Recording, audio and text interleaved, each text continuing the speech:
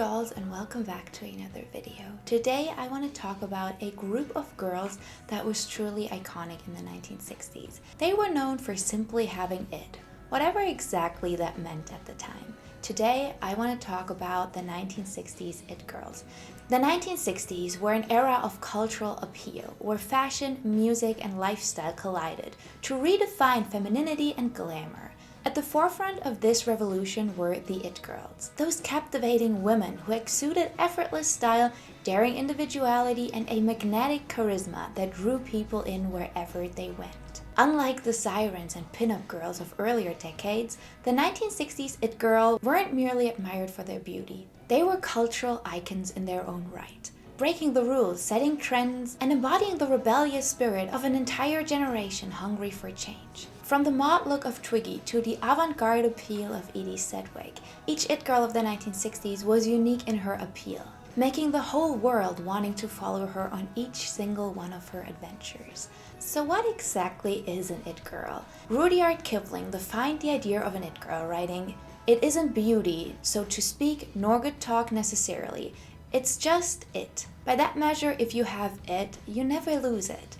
Between the fashion explosion that launched the age of the supermodel, the rise of swinging London, and the lasting impression new wave cinema had on commercial movies, there are dozens to choose from. They were the girlfriends of rock stars, musicians themselves, models or actresses, and for the first time a woman could be an it girl without having a husband. In a world where being married gave some even more freedom, the 1960s saw the rise of the single girl. This is actually quite interesting. I recently read about Cher and what she said about her marriage to Zonny in the 60s and 70s. She basically said that on her television show, she was always able to wear all these daring dresses, these low-cut dresses, the low skirts, the short skirts, because she was married. She said that if she would have done that as a single woman, it would have seemed inappropriate. But because she was married, it gave her a freedom to express herself.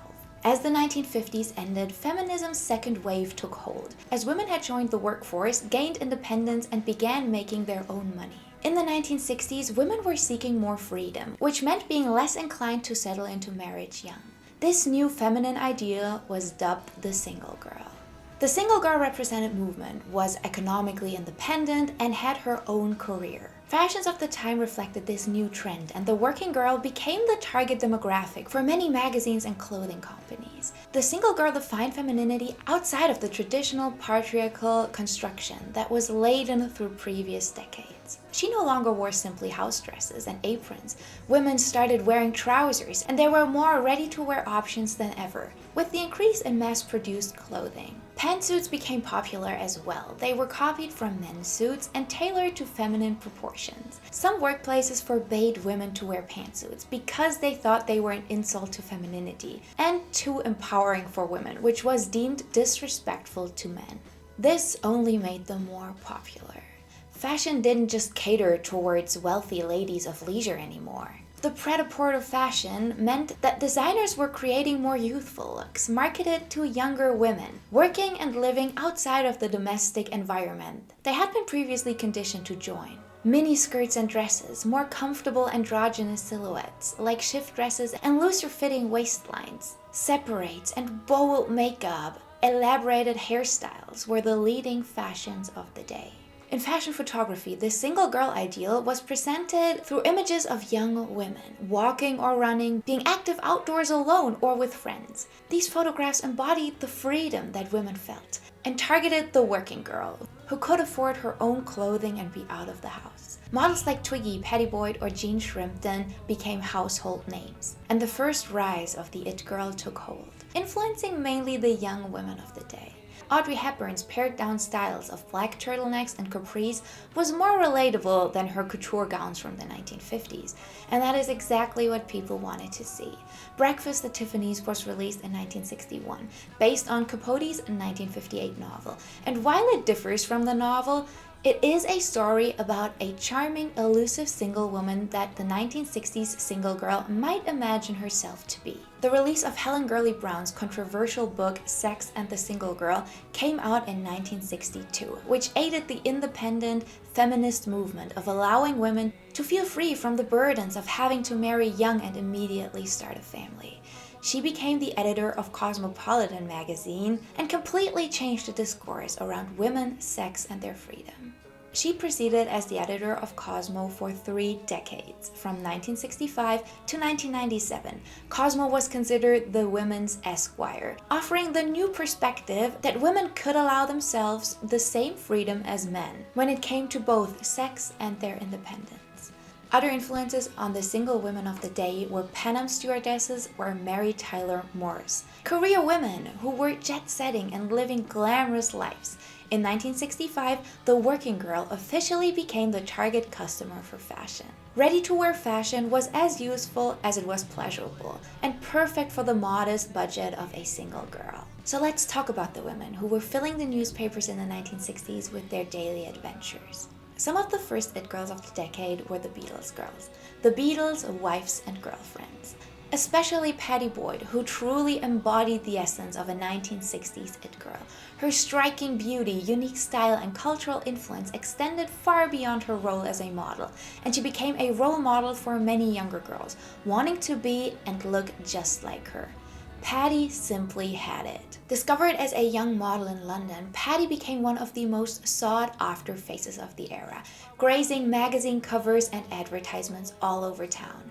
Her classic, doe-eyed look with long blonde hair and her playful yet sophisticated sense of fashion made her a natural icon, perfectly suited to the evolving styles of the decade. Pattie's relationship with George Harrison added to her mystique, bringing her into the world of rock royalty. Their 1966 marriage put her into the heart of the swinging London scene, where she mingled with the era's most influential musicians, artists, and fashion icons. Her life was often featured in magazines, writing about anything from her beauty routine to her travels, all the way down to her favorite food. Her impact was evident, not just in her own style, but mostly in her ability to inspire others around her. And she famously inspired a couple of the arguably greatest love songs of all times.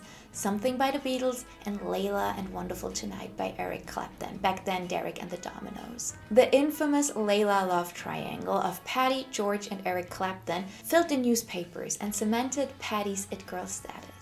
More than just a model or a rock star's wife, Pattie was a cultural trendsetter who defined the bohemian, effortless style that characterized the 1960s. Her personal style, a mix of casual chic, eclectic, and worldly influences, embodied the free-spirited essence of the decade. Whether through her fashion, her high-profile relationships, or her undeniable influence on music of the era, Pattie Boyd captured the allure and spirit of what it meant to be an it girl in the 1960s. A wealthy socialite, toast of the New York City art scene, and Andy Warhol's muse, Edie Sedgwick was an original it girl of the 1960s. The essential ingredients of her good girl gone bad aesthetic were lashing of eyeliner, chandelier earrings, mini-mod dresses with sheer black tights, and a crop of platinum hair. Edie was a single girl, having flings with several musicians and artists in the 1960s, but she didn't settle down to marry until the 70s. The 60s truly didn't get much more id than Edie. A whole universe of ladies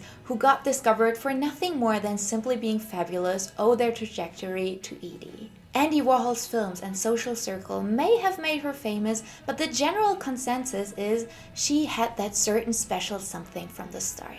In fact, that is reportedly why Chuck Wine introduced her to Andy after they both left Cambridge. She had her heart broken by 60s icon Bob Dylan, who failed to tell her he was married, a family history of mental illness, and a vibrant modeling career that surpassed her underground film career. She'll always be remembered as one of the factory's greatest stars, but the kind of circles Edie traveled in were much bigger than Poor Little Rich Girl. She was the ideal representative of the unisex style, and she still inspires fashion designers all around the world. Jean Shrimpton, the most in-demand model of the 1960s, was better known as the Shrimp, named after her long, slim figure, the face, and for being the world's highest paid model at the time. multiple Vogue covers, not to mention her appearances in Harper's Bazaar, McCall's, Glamour, Elle, Vanity Fair, and Newsweek. She was the model of choice for top photographers at the time, including David Bailey and Richard Avedon. She inadvertently launched the miniskirt on a trip to Australia, reportedly giving Mary Quant the idea for what would become not just a garment but a cultural revolution. And those short skirts led photographers to shoot her at an up angle, making her skirts look even shorter. Jean was dubbed the queen of the miniskirt. She accidentally became the person to fuel the miniskirt frenzy due to a scandal caused in one of her appearances in Australia. A scandal simply caused by the length of her revealing dress. According to the conservative ethics of the time in Australia, astonishingly pretty and stylish, she certainly qualifies as a representative of 60s glamour and beauty. Compared to many other it girls, she lived a relatively private life, but her personal life had many invested, especially through her high-profile relationship with photographer David Bailey. The two met on a photo shoot in 1960, and their romance quickly became public in the London fashion scene, with Jean's look and Bailey's photography setting new standards in fashion. However, their relationship was turbulent. David Bailey was known for his rebellious bad boy image. And though they had a strong connection, they eventually broke up in 1964. After all, David Bailey is the one who inspired Blow Up, which is about a notorious photographer in the 1960s. So if you want to get an idea of what she had to put up with every day, go and watch that movie. In the 1960s, Marianne Faithfull wasn't just famous, she was infamous. A career that started with her discovery by Rolling Stone's manager Andrew Luke Oldham and the Keith and Mick penned hit single As Tears Go By spun into a full-blown relationship with Mick Jagger. She didn't become notorious until the 1967 drug bust at Keith Richards' house, where police started a rumor that she was found wearing nothing but a fur rug, which actually proved to be kind of true later. While she had her own career, she was definitely known for being a Stones girlfriend, and unfortunately also for her issues around drugs. Marianne had all the makings for an it girl of the time: universal good looks, unquestionable talent, and a deep desire to have a good time. Consequences be damned. And in true it girl fashion, she had an it girl best friend, a beautiful tall blonde from Germany called Anita Pallenberg. Anita was probably the quintessential it girl of rock and roll in the late 1960s, and Anita probably was the quintessential it girl of rock and roll in the 60s, embodying the dark bohemian glamour of the late 1960s and 70s. A model, actress, and muse to the Rolling Stones, she was known for her edgy style, unapologetic attitude, and powerful presence that captivated everyone around her. Anita's relationships with Stones guitarist Brian Jones ended disastrous, but she moved on with none other than Brian's bandmate Keith Richards, deepening her legendary status and placing her at the center of the music scene during its most rebellious and influential years. Her style was as eclectic as it was iconic, combining bold accessories, vintage furs, leather jackets, and an unmistakable mix of high fashion and gritty rock pieces. With her striking beauty, smoldering gaze, and natural confidence, Anita's look inspired countless women who admired her fearless approach to life and fashion. Anita wasn't just following trends, she was defining them. Her influence extended beyond clothing to an entire lifestyle of bohemian luxury and hedonism, creating a template for rock and roll muses that remains influential today.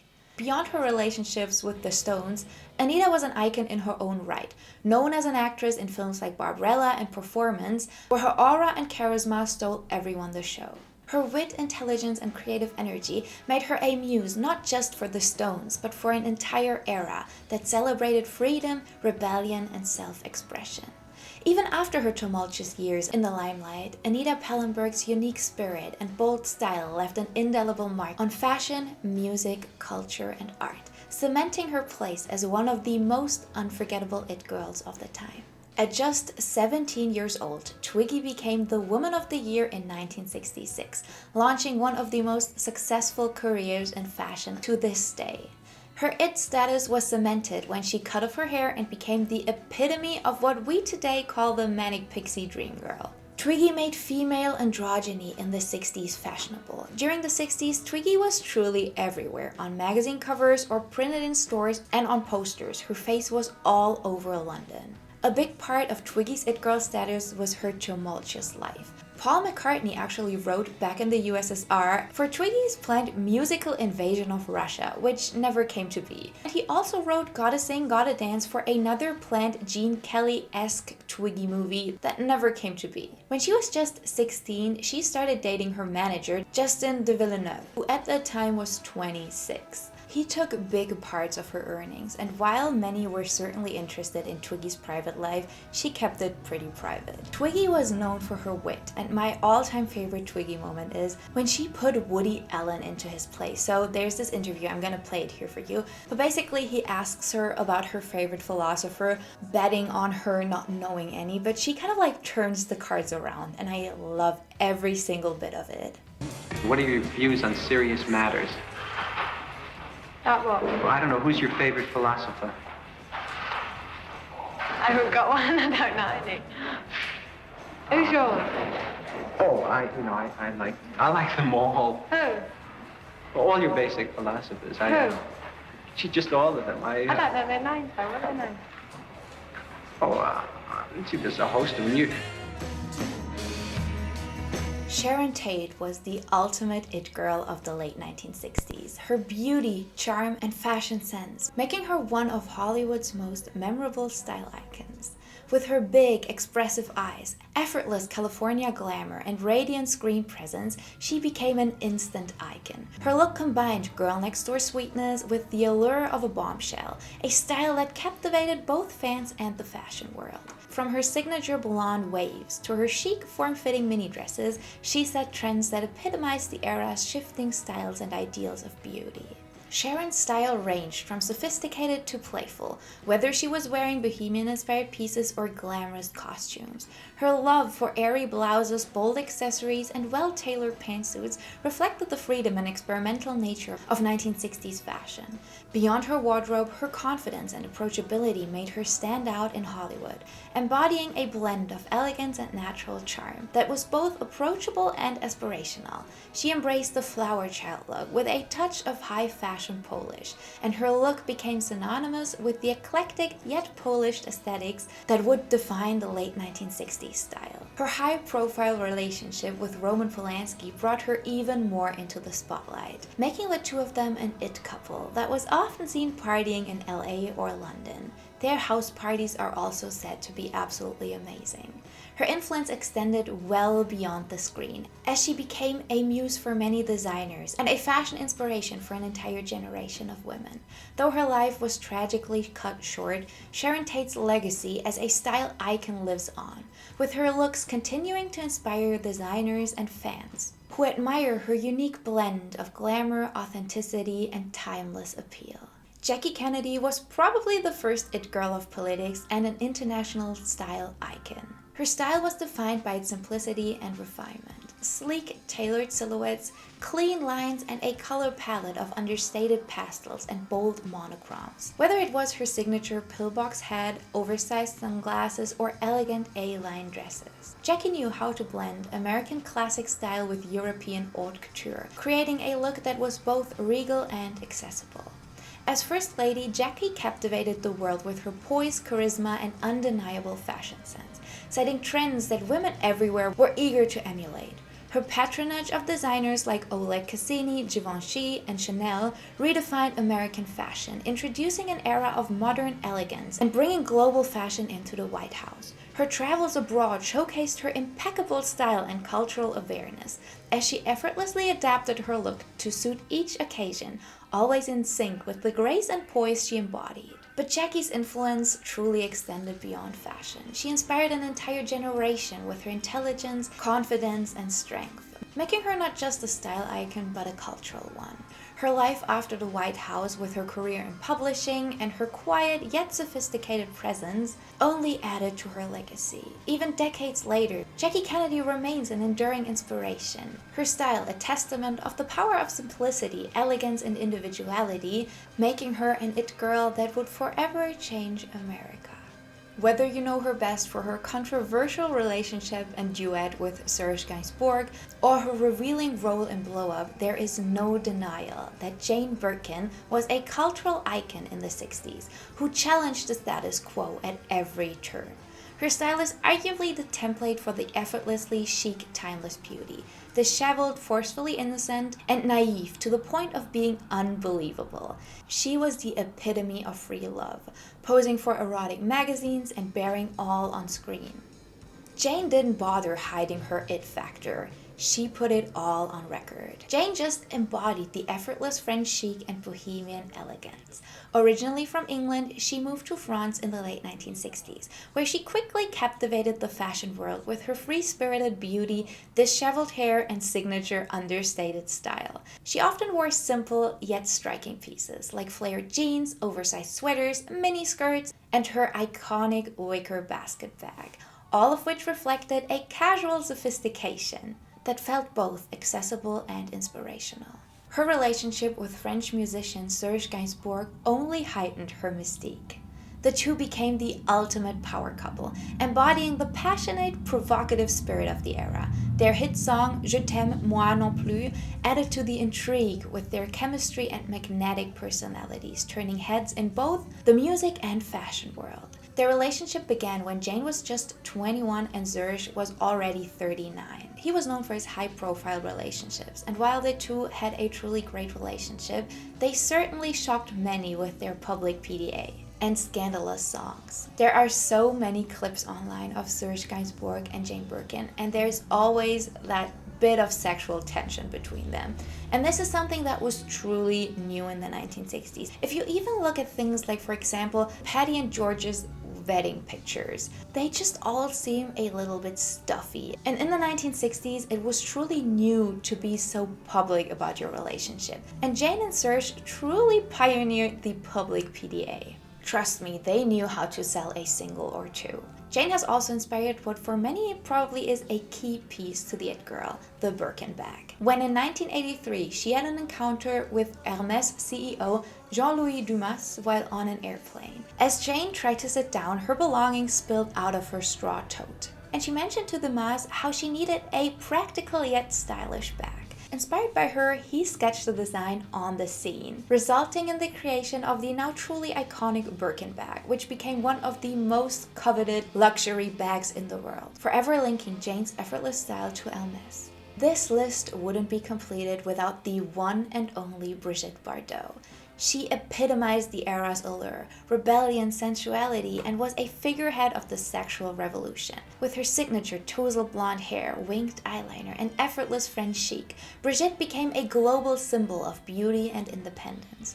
She challenged traditional standards with a style that was both feminine and daring, popularizing trends like off-the-shoulder tops, bikinis, and ballet flats, and capturing a mix of innocence and boldness that felt truly revolutionary. Speaking of the sexual revolution, Jane Fonda became a symbol of the generation. Her fearless approach to both her career and her personal style reflected the era's evolving attitudes, but it was her role in the 1968 cult classic Barbarella that cemented her status as a cultural icon. Directed by her then-husband Roger Vadim, Barbarella showcased Fonda as a space-traveling heroine, blending sci-fi camp with overt sensuality. Her character's unapologetic confidence and daring costumes epitomized the sexual revolution, challenging traditional portrayals of women on screen and celebrating female empowerment and freedom. Beyond Barbarella, Jane Fonda's fashion style was just as revolutionary. Her looks ranged from sleek mod outfits to bohemian free-spirited styles, embodying the era's spirit. But Jane Fonda wasn't just a fashion icon. She became politically active, aligning herself with causes like the anti-war movement and women's rights, showing that an it girl could be so much more than just a pretty face. Born Anne May Bullock and best known in the 1960s as the face of the Ike and Tina Revue, Tina Turner is the queen of rock and roll. Tina may have been the means of Ike's goal to international stardom, but she was also the heart of the whole operation. Their relationship was far from perfect, with Ike beating her almost every day throughout their 16-year relationship. Ike and Tina may have blown the doors off R&B clubs in the early 60s, but Tina's soul is what garnered the group an invite to open for the Rolling Stones and guaranteed their place as household faces. In an era of reserved girls, Tina put a dramatically different face on rock music. and showed the other girls how to really give your all on stage. Let's end this with someone who is so far off from being a classic it girl that it of course turned her into an even bigger one. Nico, the face of the 1960s counterculture. With her haunting beauty, deep voice, and icy demeanor, she was unlike any other figure of the era. Nico began as a high fashion model, capturing attention with her striking looks and effortlessly chic style, often characterized by minimalist and her signature platinum blonde hair. However, it was her association with Andy Warhol's Factory and her work with the Velvet Underground that truly solidified her as an icon of the avant-garde. Andy Warhol introduced Nico to the Velvet Underground, where she became a lead vocalist. On their seminal debut album, The Velvet Underground and Nico, her melancholic, haunting, otherworldly voice and mysterious stage presence made her an instant icon, embodying the darker, introspective side of the 1960s. Her role in the band marked a shift away from traditional glamour and beauty to a raw, unconventional style that resonated with those disillusionized by pop culture's glossiness. Nico's influence was felt beyond music. Her haunting aesthetic and bohemian style inspired fans and artists alike, embodying a romantic, tragic allure that made her a muse for generations. Her image and sound, both haunting and beautiful, defined the underground scene and challenged what it meant to be an it girl. Nico's legacy lives on as a symbol of rebellion, artistic authenticity, and the transformative power of embracing one's unique voice. As the 1960s drew to a close, the it girls of the era left behind a legacy that was as bold and diverse as the decade itself. Figures like Marianne Faithfull with her haunting voice and rebellious spirit, and Edie Sedgwick, the captivating muse of Andy Warhol's Factory, shaped a generation with their distinct looks and unapologetic lifestyles. Each one of these women challenged the status quo, redefining beauty, freedom, and self-expression. Their stories reflected a moment in time when boundaries in fashion, music, and art were pushed, often shattered, by those willing to live beyond convention. The 1960s it girls embodied the freedom and complexity of their era, a decade brimming with cultural revolutions, where youth embraced new identities and individuality reigned supreme. As they moved into the next phase of their lives, many of these women continued to evolve, some fading into quieter lives, others facing public struggles or reinventions. Yet for a time, they were each a dazzling, unrestrained force that captured the world's imagination, painting the decade in shades of independence and fearless glamour. So that is it for today's video. There are so many more it girls of the decade. There were all these amazing models, actresses. If we get into the wives' girlfriends of musicians of the times, there were so many incredible women, but I felt like this was a start to introducing you to all of them. If you found this interesting, let me know which women you would like to know more about. And also maybe check out my podcast, where my friend Abby and I introduce you to a wonderful woman of the 1960s and 70s every other week. These episodes are usually over an hour long, and we go really in depth about every single part of their lives. It is called Unveiling the Legends, Dolls of the 60s and 70s, and I will have everything linked for you in the description box. Just like the Pinterest board that I made with all these wonderful pictures of these incredible women. Please leave a comment down below telling me, who is your 1960s it girl? Is there even one you would say she's the one it girl? Because I feel like it's kind of hard. I feel like all of the women that I talked about right now are definitely it girls of the 60s, but there are so many more. So please let me know which ones you would have loved to see on this list, and maybe I can make a video about them in the future. If you liked what you saw, I would love you to give it a thumbs up and maybe even share it with a friend. It supports me, it supports the channel, and it would truly mean the world. I hope you have a truly beautiful day. Go out, enjoy the sunshine. Take yourself some time to focus on you and your mental health today, and I will catch you in the next video. Bye, dolls.